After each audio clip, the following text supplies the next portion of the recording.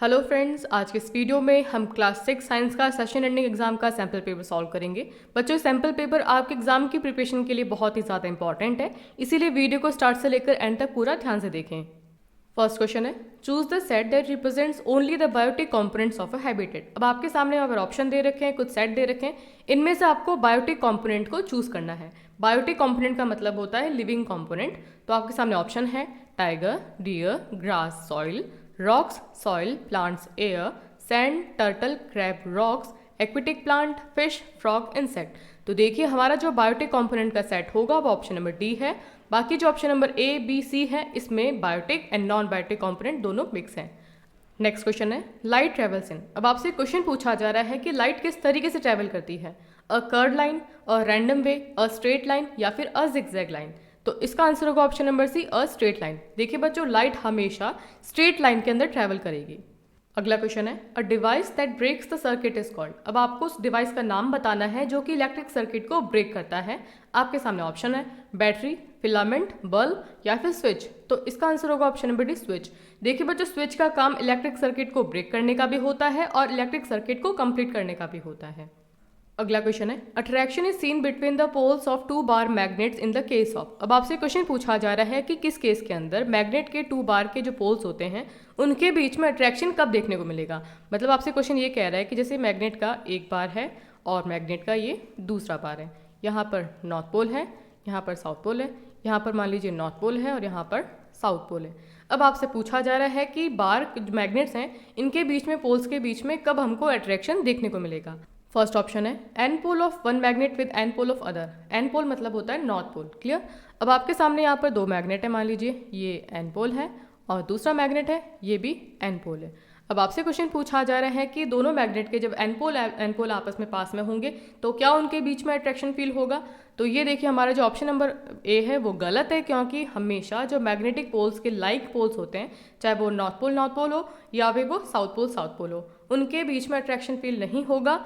वो क्या करेंगे, एक दूसरे को रिपील करेंगे। तो ये क्या हो जाएगा, हमारा रिपील हो जाएगा। क्लियर। सेकेंड ऑप्शन आपसे कह रहा है N pole of one magnet with S pole of other. मतलब कि एक बार मैग्नेट यहाँ पर है, ये इसका एन पोल है, दूसरा बार मैग्नेट यहाँ पर है, ये इसका एस पोल है। और आपको अच्छे से पता है कि opposite magnetic poles always attract each other. तो ये नॉर्थ पोल और इसका साउथ पोल आपस में क्या करेंगे, एक दूसरे को अट्रैक्ट करेंगे। ठीक है, तो ये इसका क्या हो जाएगा, अट्रैक्ट हो जाएगा। ऑप्शन नंबर सी है S pole of one magnet with S pole of other. ये भी नहीं होगा। All of these cases will show attraction. तो ये भी नहीं होगा। तो हमारा आंसर होगा ऑप्शन नंबर बी। देखिए बच्चों, जब दो अपोजिट मैग्नेटिक पोल आपस में पास में होंगे तो उनके बीच में अट्रैक्शन होगा। अगला क्वेश्चन है, major part of the air is constituted by. अब आपसे क्वेश्चन पूछा जा रहा है कि एयर का ज़्यादातर पार्ट किससे बना हुआ होता है, ऑक्सीजन, नाइट्रोजन, CO2 या फिर वाटर वेपर। तो इसका आंसर होगा ऑप्शन नंबर बी, नाइट्रोजन। अगला क्वेश्चन है, major part of the air is constituted by. अब आपसे क्वेश्चन पूछा जा रहा है कि एयर का जो ज़्यादातर पार्ट होता है वो किससे बनता है, ऑक्सीजन, नाइट्रोजन, CO2 या फिर वाटर वेपर। तो इसका आंसर होगा ऑप्शन नंबर बी, नाइट्रोजन। अगला क्वेश्चन है, how many metres are there in 7 kilometre. अब आपको बताना है कि 7 किलोमीटर के अंदर कितने मीटर्स होते हैं। तो आपको अच्छे से पता है कि 1 किलोमीटर में कितने मीटर्स होते हैं, 1000 मीटर्स होते हैं। हमको किलोमीटर को मीटर में कन्वर्ट करना है, तो हम क्या करेंगे, 7 को 1000 से मल्टीप्लाई कर देंगे। तो हमारा आंसर कितना आ जाएगा, 7000 मीटर। इसका मतलब ये हुआ कि 7 किलोमीटर में 7000 मीटर्स होंगे। अगला क्वेश्चन है, which of the following is a non luminous object. अब आपके सामने यहाँ पर कुछ ऑब्जेक्ट दे रखे हैं, आपको बताना है कि इनमें से नॉन ल्यूमिनस ऑब्जेक्ट कौन सा होता है। देखिए बच्चों, नॉन ल्यूमिनस का मतलब होता है ऐसे ऑब्जेक्ट जो कि लाइट प्रोड्यूस नहीं करते हैं। अब आपके सामने ऑप्शन दे रखे हैं, टॉर्च, सन, इलेक्ट्रिक लाइट या फिर अर्थ। तो इनमें से जो हमारे अर्थ है वो नॉन ल्यूमिनस ऑब्जेक्ट है, क्योंकि अर्थ लाइट प्रोड्यूस नहीं करती। अगला क्वेश्चन है, which of the following is not a correct match. अब आपके सामने यहाँ पे क्वेश्चन दे रखा है, एक तरफ आपको प्लांट के पार्ट दे रखे हैं और दूसरी तरफ इनका फंक्शन दे रखा है। आपको बताना है कि इनमें से कौन सा करेक्ट मैच नहीं है। पहला ऑप्शन है petiole, attaches the leaf to stem, lamina, green flat part of the leaf, margin, give shape to the leaf and veins, transpiration. तो इसका आंसर होगा ऑप्शन नंबर डी, क्योंकि जो वेन्स है इनका काम ट्रांसपिरेशन का नहीं होता है, इनका काम होता है ट्रांसपोर्टेशन का, और जो ट्रांसपिरेशन काम होता है वो करता है स्टोमेटा। अगला क्वेश्चन है, डिफाइन रेस्ट एंड मोशन। तो इसका आंसर होगा, a body is said to be at rest if its position does not change with time. On the other hand, a body is said to be in motion if its position changes with time. देखिए, rest का मतलब होता है कि कोई भी object है, कोई भी चीज़ है, वो टाइम के साथ में अगर उसकी पोजीशन में चेंज नहीं होता है तो उसे कहा जाता है रेस्ट। फॉर एग्जाम्पल, कोई भी बिल्डिंग है, टाइम निकलता जाएगा लेकिन बिल्डिंग की जो पोजीशन है वो वहीं की वहीं रहेगी। इसका मतलब है कि जो बिल्डिंग का पोजीशन है वो रेस्ट की कंडीशन में है। लेकिन दूसरी तरफ क्या होता है कि मोशन का मतलब होता है कि कोई भी ऐसी चीज़, कोई भी ऑब्जेक्ट जो टाइम के साथ में जिसकी पोजीशन चेंज होती है उसे कहा जाता है मोशन। फॉर एग्जाम्पल जैसे कार है, वो कार सड़क पे चल रही है तो किस कंडीशन में, मोशन की कंडीशन में है। ठीक है, वो एक जगह पे फिक्स नहीं है, वो मूव कर रही है, जिसे कहा जाता है मोशन। अगला क्वेश्चन है what is a habitat, name two types of habitats. तो इसका आंसर होगा the surroundings where organisms live is called their habitat. जहाँ पर ऑर्गेनिजम्स रहते हैं उस एरिया को, उस सराउंडिंग को कहा जाता है हैबिटेट। हैबिटेट दो तरीके का होता है, terrestrial habitat and aquatic habitat. Terrestrial habitat का मतलब होता है लैंड वाला एरिया, मतलब कि फॉरेस्ट, ग्रासलैंड, माउंटेन्स। तो जो लैंड वाला एरिया होता है उसे कहा जाता है टेरेस्ट्रियल हैबिटेट। और एक्वेटिक हैबिटेट का मतलब होता है पानी वाला एरिया, मतलब पानी वाला एरिया और जो पानी के सराउंडिंग वाला जो एरिया होता है उसे कहा जाता है एक्वेटिक हैबिटेट। अगला क्वेश्चन है डिफाइन रिफ्लेक्शन ऑफ लाइट। तो इसका आंसर होगा when a ray of light after striking the smooth and shiny surface return to same medium, this phenomena is called reflection of light. इसको हम diagram से understand करते हैं। मान लीजिए कि आपकी ये रे ऑफ लाइट है जिसे इंसिडेंट रे भी कहा जाता है। जब ये मिरर मतलब कि स्मूथ एंड शाइनी सरफेस से टकराएगी तो ये सेम मीडियम में लौट जाएगी, जिसे कहा जाता है रिफ्लेक्शन ऑफ लाइट। अगला क्वेश्चन है how is the compass use to find direction. तो आपसे क्वेश्चन पूछा जा रहा है कि कंपास से किस तरीके से हम डायरेक्शन को फाइंड आउट कर सकते हैं। तो इसका आंसर होगा a compass always points in north south direction. The compass has a red arrow present in the compass indicating the north direction.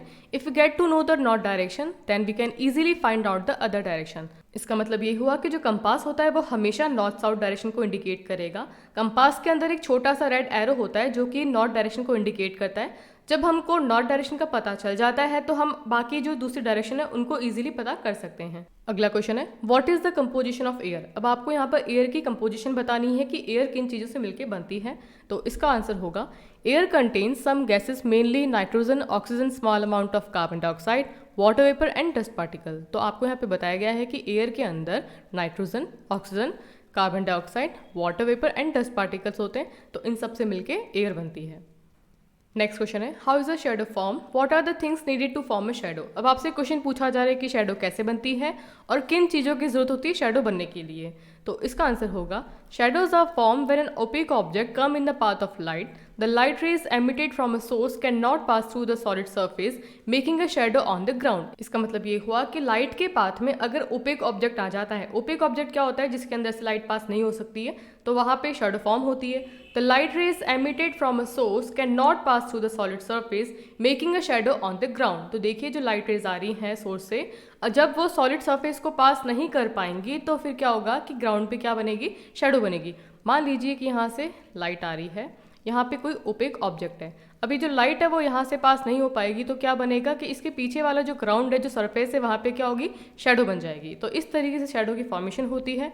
अब आगे आपसे पूछा गया था कि किन चीज़ों की जरूरत होती है शेडो फॉर्मेशन के लिए। तो इसका आंसर होगा things needed to form a shadow are a source of light, an opaque object to block the light, light को ब्लॉक करने के लिए ओपेक ऑब्जेक्ट चाहिए, अ सरफेस और screen on which shadow is to be formed, एक ऐसी screen या surface चाहिए जिसपे की शेडो बनेगी। अगला क्वेश्चन है how are cactus adapted to survive in a desert. अब आपसे क्वेश्चन पूछा जा रहा है कि कैक्टस प्लांट अपने आप को डेजर्ट में सर्वाइव करने के लिए किस तरीके से अडेप्ट करता है। तो इसका आंसर होगा adaptation of cactus in desert, the leaf is modified to spine to reduce transpiration. देखिए बच्चों ट्रांसपीरेशन का मतलब क्या होता है, जब प्लांट के अंदर एक्सेस वाटर होता है तो उस एक्सेस वाटर का बाहर निकलने की जो प्रोसेस होती है उसे कहा जाता है ट्रांसपीरेशन। लेकिन जो कैक्टस होता है उसके अंदर से ट्रांसपीरेशन कम हो ताकि उसके अंदर पानी रहे, इसलिए वो क्या करता है, जो अपनी लीफ होती है उसको कांटे के अंदर मॉडिफाई कर देता है। Photosynthesis is carried by stem, cactus के अंदर जो फोटोसिंथेसिस होता है वो स्टेम की हेल्प से होता है। और अगला पॉइंट है cactus have roots that go very deep into the soil for absorbing water. जो कैक्टस की रूट्स होती हैं वो बहुत गहराई तक सॉइल के अंदर जाती है पानी को एब्जॉर्ब करने के लिए।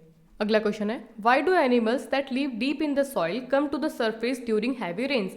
अब आपसे क्वेश्चन पूछा जा रहा है कि जो एनिमल्स जो डीप इन द सॉइल मतलब कि मिट्टी में गहराई तक रहते हैं, जब भारी बारिश होती है तो वो सरफेस पे क्यों आ जाते हैं। तो इसका आंसर होगा animals that live in the soil obtain oxygen for breathing और respiration from the air that exist between the soil particles. When it rains heavily, water fills the spaces in the soil occupied by the air. In this situation, the animals living inside the soil have to come out of the soil to obtain air for breathing. इसका मतलब ये हुआ कि जो animal soil के अंदर रहते हैं, सॉइल के अंदर क्या होता है कि सॉइल जो पार्टिकल्स हैं उनके बीच में एयर की जगह होती है, तो उस एयर के अंदर से वो ऑक्सीजन को लेते हैं अपनी ब्रीदिंग के लिए और रेस्पिरेशन के लिए। लेकिन जब भारी बारिश होती है तो जो सॉइल पार्टिकल्स के बीच में एयर की जगह होती है वहाँ पर पानी भर जाता है, तो वहाँ पे उनको एयर नहीं मिल पाती है। तो इस सिचुएशन में वो क्या करते हैं, मिट्टी से बाहर आते हैं एयर को लेने के लिए। अगला क्वेश्चन है, explain why the bulb would not glow in the arrangement shown in figure below. अब आपके सामने यहाँ पर एक अरेंजमेंट दे रखा है, यहाँ पर बल्ब है, यहाँ पर सेल है और यहाँ पर टेस्टर या फिर स्क्रू ड्राइवर है। तो इस अरेंजमेंट के अंदर बल्ब ग्लो क्यों नहीं करेगा, आपको एक्सप्लेन करना है। तो इसका आंसर होगा the bulb will not glow in the given arrangement because the holder of the tester screw driver used in the connection is made of plastic which is an insulator and the insulators do not allow the electric current to pass through them, thus the current will not flow in the circuit। देखिए बच्चों, इस arrangement में एक तरफ cell है, दूसरी तरफ bulb है और यहाँ पर आप देख सकते हैं कि ये टेस्टर है जिसका होल्डर प्लास्टिक से बनता है। और प्लास्टिक क्या होता है, इंसुलेटर होता है, मतलब कि इंसुलेटर उसे कहा जाता है जो कि अपने अंदर से इलेक्ट्रिसिटी को पास नहीं होने देता है। जब इस सर्किट के अंदर करंट फ्लो नहीं करेगा तो इस वजह से क्या होगा कि जो बल्ब है वो ग्लो नहीं कर पाएगा। अगला क्वेश्चन है, right any of the 4 properties of magnet, draw compass needle. तो इस क्वेश्चन को आपको 2 पार्ट में दिया गया है। पहले पार्ट में आपसे कहा जा रहा है मैग्नेट्स की आपको प्रॉपर्टीज बतानी है और दूसरे पार्ट में आपको कंपास नीडल को ड्रॉ करना है। तो हम बात करते हैं सबसे पहले मैग्नेट की प्रॉपर्टीज की। तो इसका आंसर होगा 4 properties of magnet are, magnet has 2 poles, south pole and north pole. A magnet has attractive properties, that is, it always attracts magnetic material towards it। तो देखिए मैग्नेट के अंदर अट्रैक्टिव प्रॉपर्टी होती है, तो वो क्या करता है कि जो मैग्नेटिक मटेरियल होगा उसको अपनी तरफ अट्रैक्ट करेगा। Like poles repel each other and unlike pole attract each other. तो हमने भी क्वेश्चन में डिस्कस किया था कि जो लाइक पोल होंगे, मतलब कि नॉर्थ पोल, साउथ पोल, तो वो एक दूसरे को रिपेल करेंगे, एक दूसरे से दूर जाएंगे। लेकिन जो अनलाइक पोल्स होंगे, मतलब कि north pole, south pole, north pole, तो वो एक दूसरे को अट्रैक्ट करेंगे। A freely suspended magnet always points in a north-south direction। अगर मैग्नेट को फ्री छोड़ दिया जाए तो वो हमेशा नॉर्थ-साउथ डायरेक्शन को पॉइंट आउट करेगा। क्वेश्चन का सेकंड पार्ट था ड्रॉ कंपास नीडल। तो इस तरीके से आपको कंपास ड्रॉ करना है। यहाँ पे आपको 2 नीडल बनानी है, ये नॉर्थ को इंडिकेट करेगी और ये साउथ को इंडिकेट करेगी। तो इस तरीके से आपको कंपास को ड्रॉ करना है। अगला क्वेश्चन है, मैच द फॉलोइंग। अब आपके सामने यहाँ पे 2 कॉलम दे रखे हैं, column A and column B, इनको आपको मैच करना है। सबसे पहले हम मैच करेंगे रेस्पिरेशन को, तो रेस्पिरेशन को मैच करेंगे process of burning food to get energy. Air को हम मैच करेंगे it is a gases mixture. जो एयर होती है वो बहुत सारे गैसेस का मिक्सचर होती है। Photosynthesis, process of preparing food by plants. Nitrogen, the major component of air and when it is a moving air. अगला क्वेश्चन है, draw the inside view of electric torch and mention the principle on which an electric torch work. अब आपको यहाँ पर electric torch का inside view draw करना है और आपको बताना है कि जो इलेक्ट्रिक टॉर्च होती है उसका किस प्रिंसिपल पे काम करती है। तो सबसे पहले हम यहाँ पे इलेक्ट्रिक टॉर्च को ड्रॉ करेंगे।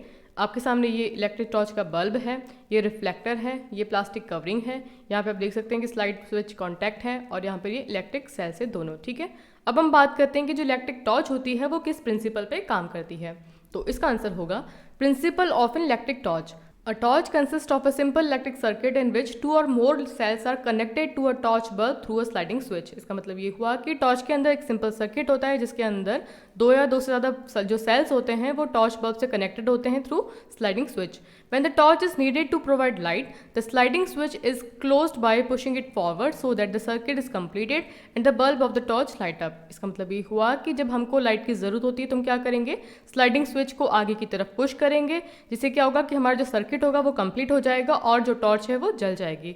When the torch is not needed, the sliding switch is opened by pushing it backward so that the circuit breaks and the bulb are turned off। और जब हमको लाइट की ज़रूरत नहीं होगी तो हम क्या करेंगे, जो स्लाइडिंग स्विच है उसको पीछे की तरफ पुश करेंगे और क्या होगा कि जो सर्किट है वो ब्रेक हो जाएगा और इससे जो बल्ब है वो टर्न ऑफ हो जाएगा। आपके पेपर का section E competency based question है। इसके अंदर आपसे क्वेश्चन पूछा जा रहा है, figure A and B show a bulb connected to a cell in 2 different ways. तो डिफरेंट तरीके से आपके सामने सेल को कनेक्ट किया गया है। तो देखिए क्यू क्या है, पॉजिटिव है, पी यहाँ पे नेगेटिव है, यहाँ पे पी पॉजिटिव है और यहाँ पे क्यू नेगेटिव है। क्लियर। अब आपसे इससे बेस्ड कुछ क्वेश्चन पूछे जा रहे हैं। तो देखिए पहला क्वेश्चन है, what will be the direction of the current through the bulb in the both the cases, Q to P और P टू Q। मतलब आपसे क्वेश्चन पूछा जा रहा है कि Q से P और P से Q में जो करंट की डायरेक्शन है बल्ब के अंदर वो किस तरफ रहेगी। तो देखिए ये क्या है, आपसे Q टू P पूछा जा रहा है, Q टू P और P टू Q। तो इसका आंसर होगा, in a circuit current always flow from the positive terminal to the battery's negative terminal, so in the first case the current will flow from Q to P and in the second case the current will flow from P to Q। तो इसका मतलब ये हुआ कि जो current के flow होने की जो डायरेक्शन होती है वो हमेशा पॉजिटिव से नेगेटिव रहेगी। तो जो हमारा पहला केस था इसमें जो करंट फ्लो करेगा वो Q से P की तरफ फ्लो करेगा, और सेकेंड केस में जो करंट फ्लो करेगा वो P से Q की तरफ फ्लो करेगा। नेक्स्ट क्वेश्चन है, will the bulb glow in the both cases. आपसे क्वेश्चन पूछा जा रहा है कि जो दोनों केसेस है क्या उसके अंदर बल्ब ग्लो करेगा। तो इसका आंसर होगा yes, the bulb will glow in both the cases as the current is flowing and the circuit is complete. तो देखिए बल्ब को जलने के लिए क्या होना चाहिए कि सर्किट कंप्लीट होना चाहिए और करंट फ्लो होना चाहिए। तो दोनों केसेस के अंदर करंट भी फ्लो कर रहा है और सर्किट भी कंप्लीट हो रहा है, इसलिए बल्ब जल जाएगा। अगला क्वेश्चन है, does the brightness of the glowing bulb depend on the direction of current through it. अब आपसे क्वेश्चन पूछा जा रहा है कि जो बल्ब जल रहा है उसकी ब्राइटनेस करंट का डायरेक्शन क्या है उसके अंदर से उस पर डिपेंड करती है। तो इसका आंसर होगा no, the brightness of the bulb never depends upon the direction of current passing through it. अगला क्वेश्चन है, what determines the brightness of an electric bulb. अब आपसे क्वेश्चन पूछा जा रहा है कि इलेक्ट्रिक बल्ब की ब्राइटनेस कौन डिटरमाइन करता है कि कोई भी बल्ब कितना चमकेगा। तो इसका आंसर होगा amount of current end voltage in the circuit determines the brightness of the glowing bulb. अगला क्वेश्चन है, read the paragraph carefully and answer the following question. तो आपको यहाँ पे वीडियो को पॉज करना है, इस पूरे पैराग्राफ को रीड करना है, अंडरस्टैंड करना है, लेकिन हम यहाँ पे क्वेश्चन के आंसर को डिस्कस कर लेते हैं। आपके सामने पहला क्वेश्चन है, हैबिटेट मीन्स।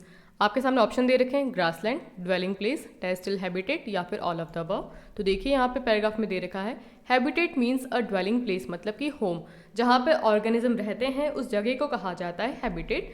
तो इसका आंसर होगा option number B, dwelling place. अगला क्वेश्चन है, which of the following is an aquatic habitat. अब आपको बताना है कि इनमें से कौन सा एक्वेटिक हैबिटेट है, लेक्स, फॉरेस्ट, ओशंस या फिर बोथ ए एंड सी। तो इसका आंसर होगा option number D, both A and C. अगला क्वेश्चन है, non living things are the biotic component of a habitat. तो ये क्या हो जाएगा, फॉल्स हो जाएगा, क्योंकि living things are the biotic component of a habitat. अगला क्वेश्चन है, write a short note on biotic and abiotic component of a habitat.